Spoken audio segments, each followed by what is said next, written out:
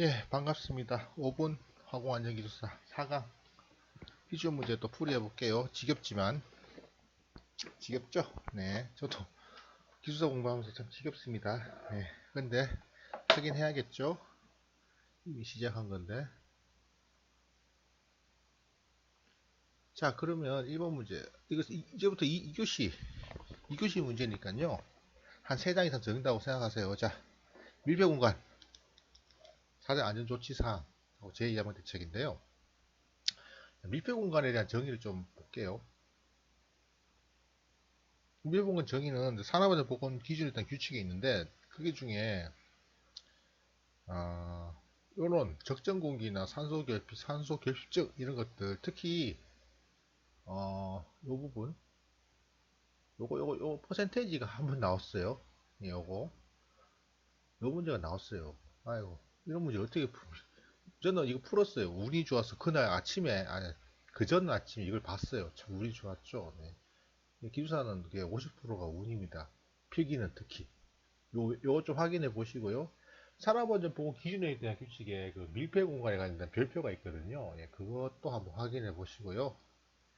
그 다음, 자, 이제 본격적으로 밀폐 공간이 뭔가, 위험한 요인이다. 이렇게 해가지고, 요거 생각하시고요. 그리고 안전조치사항 중에, 지금 안전조치, 요 부분 있죠. 출입시 안전조치, 조치사항들, 요런 것들, 내용을 아마 교재 같은 데 보시면 이런 게 나올 거예요. 그리고 제일 중요한 게 또 제가 말씀드렸다시피 여기 코사 가이드에 보면 안전작업 허가서라고 있죠. 예. 안전작업 허가서에 보면 그 안전작업 허가서 보면 그 화기작업, 밀폐공간 작업 이런 게 있으니까 그거 보고 그냥 한번 하세요. 그거 보고 적으시면 됩니다. 그게 내용이 좋은 게 있으니까 안전작업 허가서에 있는 내용을 확인해 보시고요. 그 내용을 이렇게 여기 문제에다가 추가를 하시면 됩니다. 자, 적을게요. 여기다가 코사 가이드 보면 몇 번이 갑자기 기억이 안 나네요. 코사 안전작업 허가서라고 있거든요.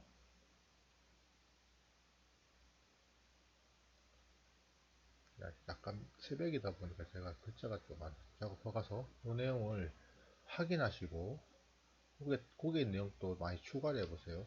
인덱스에 이런 것들 생각하시면 됩니다. 자, 여기 보시면 제가 밀폐공간 작업을 제가 잡아놨던가요? 있네요. 여기 뭐 밀폐공간 있죠? 요거, 그리고 안전작업 허가서도 있죠. 여기, 있네요. 여기, 코사 가이드 P-90-2017에 보면 안전작업 허가서 종류의 밀폐공간 작업이 있거든요. 요거랑 9번하고요. 4-9번하고, 요 4-11번하고 겹쳐서 보시면 되겠습니다.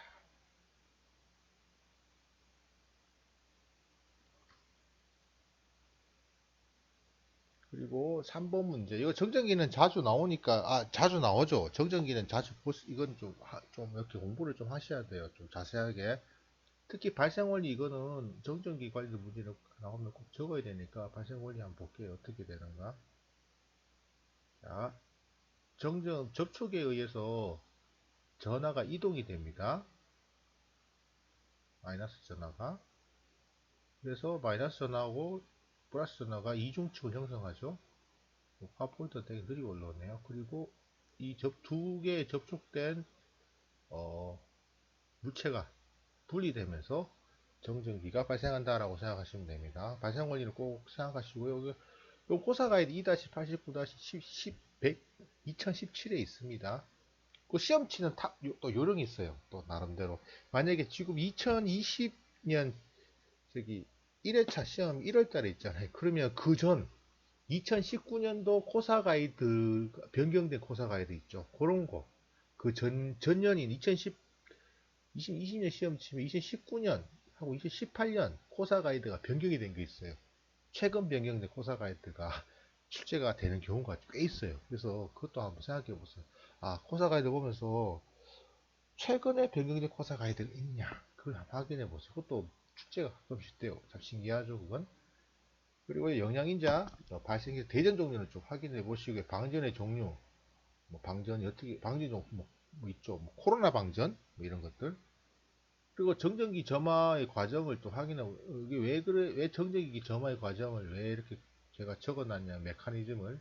바로 위험성하고 연관되어 있거든요.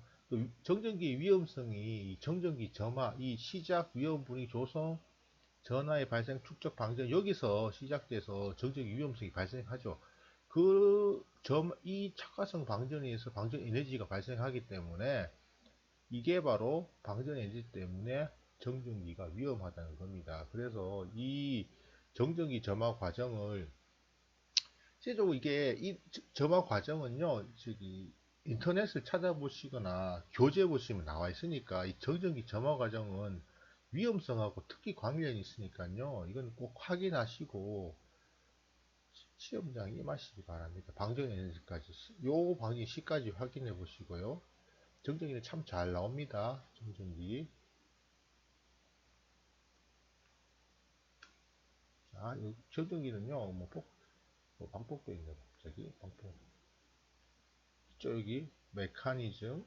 이게 2-6-5번 프레임입니다. 모듈입니다. 6-4인가요? 4네요, 5네요, 보니까. 네, 제가 모듈 번호 잘못 적었는데, 2-6-5번 모듈이네요.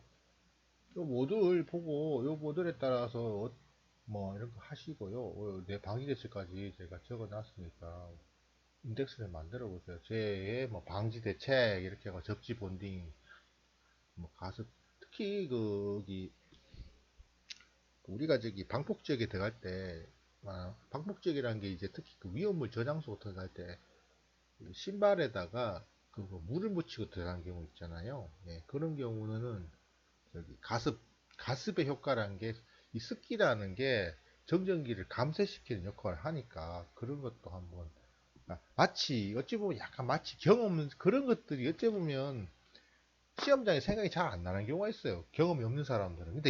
근데 내가 경험이 없더라 제가 말씀드린 이런 것들을 마치 경험이냐 또 이렇게 결론 부분에 이런 것들 좀 쓰는 것도 괜찮아요. 조금은 약간은 좀 그렇지만 마치 내가 경험하지 못했지만 제가 말하는 것들 다른 사람의 이 분야에 있는 사람이 말하는 것들을 마치 자기 경험이냐 또 쓰는 것도 좀 그렇지만 그런 것도 좀 시험에 점수를 좀 좋게 만드는 또 방법론이기도 해요. 예, 참 이런 말씀까지 제가 드리는 게 좀 그렇지 뭐 어떻게 합격을 해야 되지 않습니까?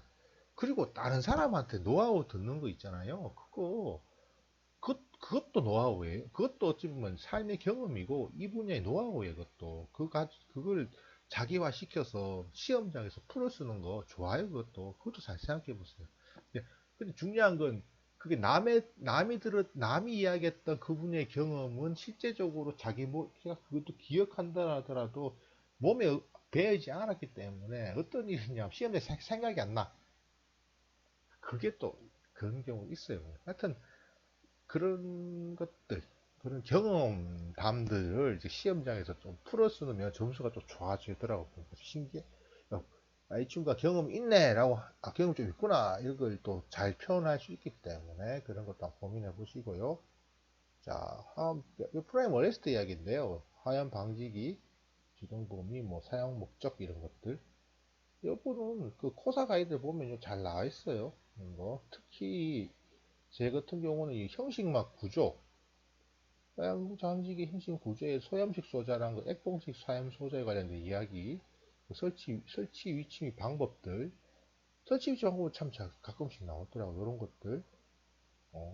특히 액봉식 같은 경우는 액체이기 때문에 동결 우려가 있기 때문에 조심해야 되죠. 그리고 제일 앞단에 화염 방지기 설치 적용 범위는 60도씨 미만입니다. 요건 시행령에 있는 그 PSM, 뭐냐, 이나선까지 PSM 관련해가지고, 관련된 그 규정하고도 비슷하죠. 이나선 액제에 대해서. 그리고 뭐 폭발 등급도 적어주시고요.